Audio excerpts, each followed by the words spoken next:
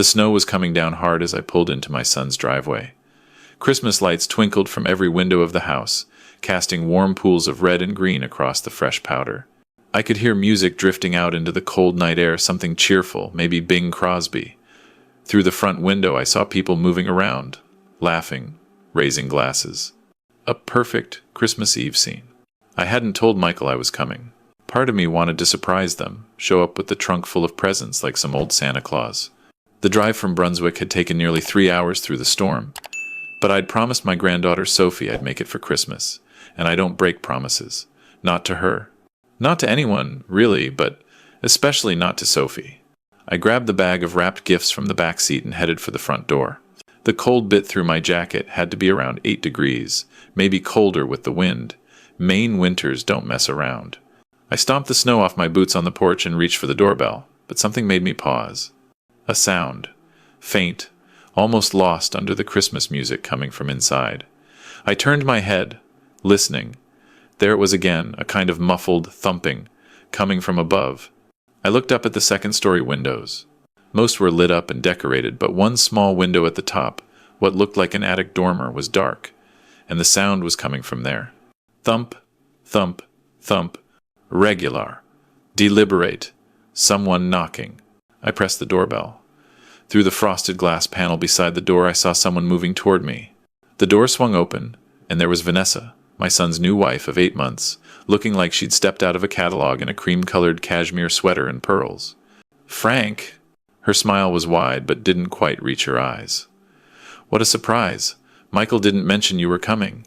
He didn't know, I said, trying to sound cheerful despite the unease creeping up my spine. Wanted to surprise everyone. Merry Christmas! Well, come in, come in. You must be freezing. She stepped aside, and I walked into the warmth. The house smelled like cinnamon and pine. A massive Christmas tree dominated the living room, covered in what looked like designer ornaments, all silver and white, coordinated within an inch of its life. Nothing like the chaotic, colorful trees Sophie used to decorate when she lived with her mother. In the living room, Vanessa's parents sat on the white leather sofa. I'd met them once at the wedding, couldn't remember their names, along with what looked like her sister and brother-in-law. Her 2 kids, Brandon and Madison, were sprawled on the floor near the tree, playing with what appeared to be brand-new iPads. Michael stood by the fireplace with a glass of wine, looking uncomfortable in a way I recognized from his teenage years. Dad! He came over, gave me a quick hug. You drove all the way from Brunswick tonight in this weather? Roads weren't too bad, I lied. They'd been terrible. Where's Sophie? I brought her. Sophie's upstairs, Vanessa cut in smoothly. She wasn't feeling well, so she went to lie down. Probably best not to disturb her. Not feeling well? I looked at Michael. What's wrong? Should I? Just tired, Michael said quickly. Too quickly. You know how teenagers are. But I didn't know, because Sophie wasn't the type to miss Christmas Eve. The girl loved Christmas more than anyone I'd ever met. Every year since she was little, she'd organize a whole production, making cookies, wrapping presents, insisting everyone sing carols. Last year, even after her mother passed away, she'd kept up the tradition, brave little thing. I'll just go up and say hello, I said, moving toward the stairs. Frank, really, I don't think Vanessa started, but I was already halfway up. The second floor was quieter. I passed what looked like Michael and Vanessa's master bedroom, then Brandon's room, then Madison's, both pristinely decorated in that same white and silver theme Vanessa seemed to favor. At the end of the hall was Sophie's room. The door was closed. I knocked softly. Sophie? It's Grandpa. No answer. I tried the handle. Locked from the outside. From the outside. My hand froze on the knob. Why would a bedroom door lock from the outside? That thumping sound came again, louder now that I was inside. Definitely from above. The attic. I went back downstairs. Everyone in the living room looked up as I appeared. Where's the attic access? I asked Michael directly. Dad, what? Where is it, Michael? There's a pull-down ladder in the upstairs hallway closet, Vanessa said, that catalog smile firmly in place. But there's nothing up there, except storage. I went back upstairs, found the closet, yanked it open. The pull-down ladder was there. I hauled it down and climbed up into darkness. Hello? I called out. Grandpa? A small shaking voice. Grandpa, is that you? I fumbled for my phone, turned on the flashlight. The beam swept across a cramped space filled with boxes and old furniture, and there, in the corner, wrapped in what looked like a single thin blanket, was Sophie. My 14-year-old granddaughter was sitting in an unheated attic on Christmas Eve, in 8-degree weather, in her pajamas. Jesus Christ. I scrambled over to her, nearly tripping over a box. "Sophie, how long have you been up here?" Her teeth were chattering so hard she could barely speak. "Since this morning." "I'm so cold, Grandpa." I wrapped my coat around her, pulled her close. Her skin was like ice. This wasn't just cold, this was dangerous. "Can you stand? We need to get you downstairs right now." "Shh, she locked me in," Sophie whispered. Vanessa. "She said I couldn't come down until I learned my lesson." "What lesson? What happened?" I spilled wine on her couch. "It was an accident, Grandpa, I swear. We were decorating cookies, and I turned around and my elbow hit the glass, and—" "Doesn't matter." I helped her to her feet. She could barely walk. "How many hours had she been up here? 8? 9? Let's go. Can you make it down the ladder?" "I'll try." I went down first, then guided her down step by step. She was shaking so badly I had to hold her steady. When we got to the hallway, I swept her up. She weighed nothing, and carried her down the main stairs. The living room went silent when I appeared carrying Sophie. "Frank, I can explain," Vanessa started. "Explain what?" I kept my voice level, but I could feel rage building in my chest, hot and sharp. "Explain why my granddaughter was locked in an unheated attic for 9 hours in winter?"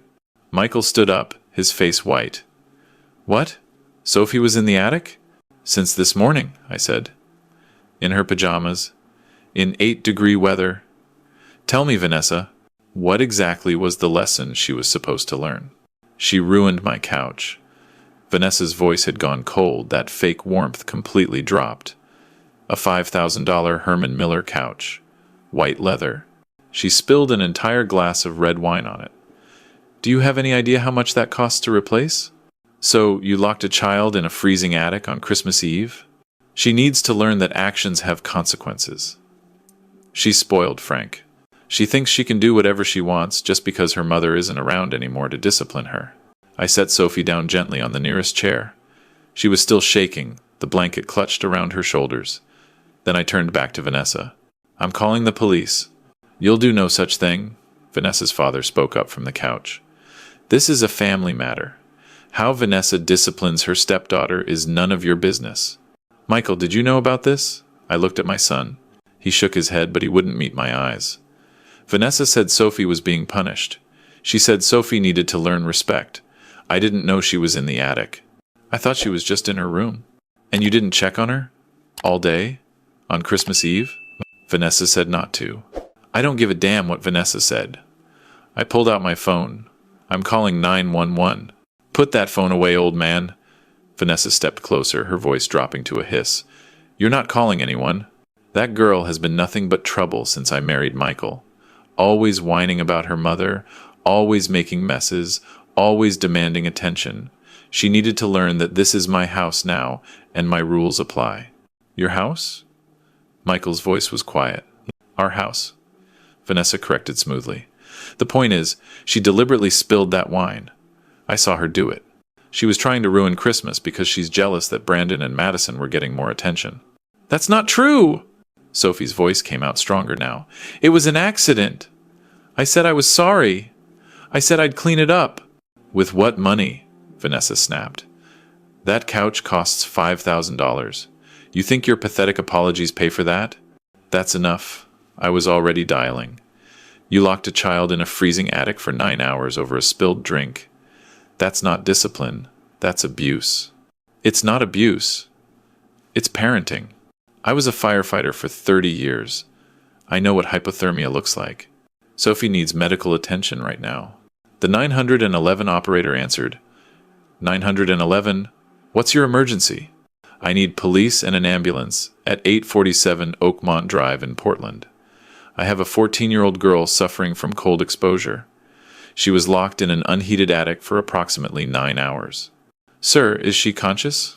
"Yes, but she's shivering severely and her core temperature is dangerously low." "What the hell do you think you're doing?" Vanessa shrieked. "You can't call the police on me in my own house." "I just did. Officers and paramedics are on their way." Michael! Vanessa spun on my son. Are you going to let him do this? This is your fault. You told me you had your daughter under control. Under control? Michael's voice had changed. I knew that tone. He'd finally woken up. You locked my daughter in the attic? She needed discipline. She's 14 years old. It's 8 degrees outside. You could have killed her. Don't be dramatic. She had a blanket. One blanket. In an unheated attic. For 9 hours. Michael looked at Sophie, really looked at her, and I saw the moment it hit him what had almost happened. What could have happened if I hadn't shown up? Oh my God, Sophie. Baby, I'm so sorry. I didn't know. I swear I didn't know you were up there. You knew she was being punished, Vanessa snapped. I told you I was handling it. You said she was in her room. You said you'd taken away her phone and she couldn't come down for dinner until she apologized. You didn't say anything about locking her in the attic. Because I knew you'd be weak about it. You always are. That girl needs a firm hand. She needs a parent who doesn't put her life in danger over a spilled drink. Sophie started crying quietly. I went to her, put my hand on her shoulder. Paramedics are coming, sweetheart. They're going to check you over, make sure you're okay. I'm sorry about the couch, she whispered. I really didn't mean to. I know you didn't. This isn't your fault. None of this is your fault. Sirens wailed in the distance, getting closer. Vanessa's face had gone red. This is ridiculous. I'm her stepmother. I have the right to discipline her. Discipline isn't abuse, I said flatly. And you're about to learn the difference. Frank, please. Vanessa's mother stood up now, trying for a conciliatory tone. I'm sure this is all a misunderstanding. Vanessa would never intentionally hurt anyone. Perhaps the attic punishment was a bit harsh, but surely we can work this out as a family without involving the authorities. A bit harsh? I stared at her. Your daughter locked a child in a freezing attic for 9 hours on Christmas Eve over an accident. That's not harsh. That's criminal. You're overreacting. Am I? Sophie could have died. Do you understand that? Hypothermia can kill in less than 6 hours in these temperatures. She's lucky I showed up when I did. Red and blue lights flashed through the windows. Car doors slammed. Heavy footsteps on the porch. I opened the door before they could knock. 2 police officers stood there, along with 2 paramedics carrying equipment. I'm Frank Morrison, I called. My granddaughter is here. She's been exposed to extreme cold for an extended period. The paramedics moved past me immediately, going to Sophie. One of them, a young woman with kind eyes, knelt down beside her. Hi, honey. I'm Sarah. Can you tell me your name? Sophie. Okay, Sophie. We're going to check you over, all right? Can you tell me how long you were in the cold? Since this morning. Maybe 9 hours? And where exactly were you? The attic. It's not heated. Sarah looked up at her partner, and I saw something flash across her face. Okay, we're going to take your temperature and check a few things. You're going to be fine. The police officers turned to me. Sir, can you explain what happened? I told them everything, finding Sophie in the attic, the locked door, Vanessa's explanation about the couch. As I talked, one of the officers took notes while the other watched Vanessa's face. Ma'am, the note-taking officer said to Vanessa, did you lock the child in the attic? I was disciplining my stepdaughter. She destroyed expensive property. How long was she up there? Since around 10 this morning. And the attic is unheated? It's storage space. Of course it's not heated. So you knowingly placed a child in an unheated space in December in Maine for 9 hours with inadequate clothing and bedding? She had a blanket. Ma'am, that's child endangerment. We're going to need you to come with us to answer some questions. This is insane. Vanessa's father stood up. You can't arrest her for parenting her own child. She's not her child, Michael said quietly. She's my daughter, and I didn't give permission for any of this. Michael, don't you dare. You told me she was in her room. Michael's voice was getting louder. You specifically told me she was in her room with the door closed and she'd come down when she was ready to apologize. You lied to me. I was protecting you from your own weakness. You spoil that girl. She needs someone to teach her real consequences. Real consequences? Michael's face was white with rage. Real consequences is what's about to happen to you. The paramedic stood up. We need to transport her to Maine Medical. Her core temp is 93 degrees. That's moderate hypothermia. She needs to be monitored. I'm going with her, I said immediately. I'm coming too, Michael added. Of course you are, Vanessa spat. Run to your precious daughter like you always do. What about me? What about our family? Our family? Michael looked around the room at Vanessa's parents sitting frozen on the couch, at her sister and brother-in-law who hadn't said a word, at Brandon and Madison still clutching their iPads. You locked my daughter in an attic on Christmas Eve and lied to me about it. There is no our family anymore. Officer, I'd like to press charges, I said. Full charges. Whatever applies here. Yes, sir. We'll need statements from you, your son, and your granddaughter once she's been medically cleared. They loaded Sophie onto a stretcher, wrapped her in heated blankets. I followed the paramedics out to the ambulance. Michael was right behind me. As we stepped out into the snow, I heard Vanessa screaming behind us. You'll regret this, Michael, both of you. I'll sue. I'll take everything. You can't do this to me. The police officer was reading her rights. At the hospital, they got Sophie warmed up slowly. Rushing it can cause cardiac arrest, apparently. They kept her overnight for observation.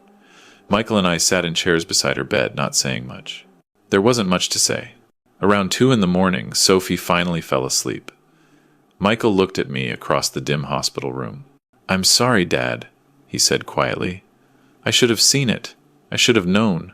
Yeah, you should have. She was so good at first. Vanessa. She was kind to Sophie, interested in her music, always asking about her day.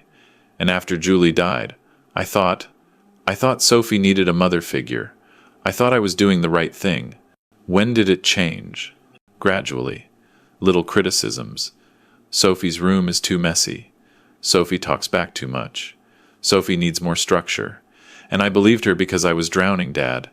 I didn't know how to raise a teenage girl alone. I thought Vanessa knew better. She didn't. No. Michael put his head in his hands. She didn't. And I let her convince me that Sophie was the problem. My own daughter. What kind of father does that? The kind who's about to fix it. I'm filing for divorce tomorrow. First thing. Good. And Dad, can Sophie come stay with you for a while? Just until I get things sorted out? Get Vanessa out of the house? Get everything settled? She can stay as long as she needs. Sophie stirred, opened her eyes. You guys are talking loud, she murmured. Sorry, sweetheart, I said. Go back to sleep. Grandpa, can I really come live with you? You can live with me forever if you want. What about school? Brunswick High School is just fine. Better than fine. What about my music? My cello? We'll bring your cello. And there's a youth orchestra in Brunswick. We'll get you signed up. She smiled, the first real smile I'd seen from her all night. Okay, that sounds good. I'm sorry, Sophie, Michael said. I'm so sorry. I should have protected you. I know, Dad. She reached out, took his hand. I forgive you. Just like that. Kids are more forgiving than we deserve. They released Sophie the next day, Christmas Day. We drove back to Michael's house to pack up her things. Vanessa was gone, staying with her parents while she awaited charges. The house felt empty, cold despite the heat running.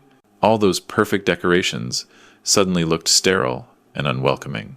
Sophie packed what she needed. Her clothes, her cello, her photos of her mother. Michael helped load everything into my truck.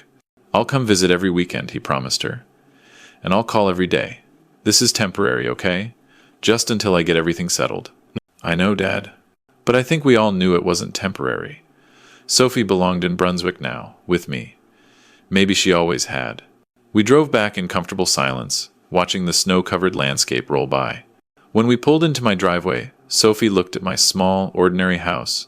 No designer decorations, no color-coordinated theme, just a regular house with mismatched furniture and photos covering every surface. And she smiled. I'm home, she said. Yeah, I said. You are. That was 3 years ago. Sophie's 17 now, a senior in high school. She's first chair cello in the youth orchestra and has scholarship offers from 4 different music schools. Michael did divorce Vanessa. It was ugly, expensive, and worth every penny.